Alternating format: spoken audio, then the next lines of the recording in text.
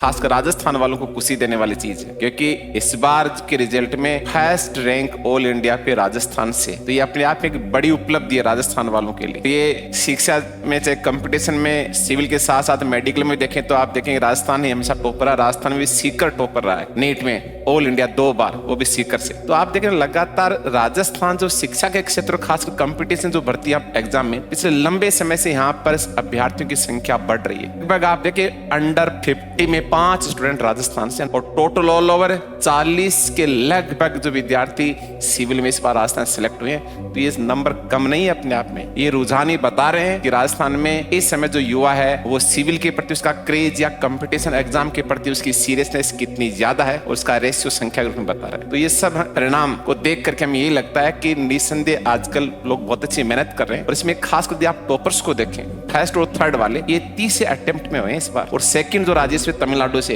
ये उसका 5वां अटेम्प्ट था। इसका मतलब जो टॉपर रहे हैं उनको ये पहले प्रयास में कोई सफलता नहीं मिली। उन्होंने 1 बार किया, 2 बार किया, 3 बार किया, लेकिन वो तब तक लगे रहे, जुटे रहे जब तक उनको उनकी डिजायर्ड गोल या जो उनकी एक अच्छी रैंक का जो सपना था वो प्राप्त नहीं हुआ। पहली चीज इस रिजल्ट से यही हम सीख सकते हैं कि कंपटीशन के फील्ड में यदि आए गए तो फिर आप तब तक डटे रहें जब तक आपको आपकी मंजिल नहीं मिल जाए। ये रिजल्ट यही बता रहा है। दूसरा जो फर्स्ट रैंक है वो मेडिकल साइंस का स्टूडेंट एमबीबीएस किया हुआ है। आप लोग अक्सर ये कहते हैं कि सर हम साइंस वाले, हम तो जीके पहली बार पढ़ रहे हैं, सर हमें जीके याद होता नहीं। जबकि दूसरा जो है एक कॉमर्स बैकग्राउंड से और शायद एक इंजीनियरिंग बैकग्राउंड से, तीनों का जीके के आसपास 10th के बाद कोई संबंध नहीं रहा है, लेकिन उन्होंने शानदार जीके तैयार किया, वो भी सिविल लेवल का। इसका मतलब आपका जीके तो बहुत छोटा सा सामान्य सा है जिसको आप आराम से तैयार कर सकते हैं। इसका सारा खेल समर्पण का या सारा खेल माइंडसेट का। और तीसरी बात, राजस्थान में ये सिविल का या प्रतियोगिता माहौल तेजी से बढ़ रहा है। उत्तर भारत में हिंदी बेल्ट के राज्यों में राजस्थान के प्रतियोगियों का दबदबा, उनकी संख्या, उनका चयन लगातार बढ़ता जा रहा है और वो आगे बढ़ेगा, क्योंकि सारा खेल माहौल का है। देखो देख आजकल बच्चे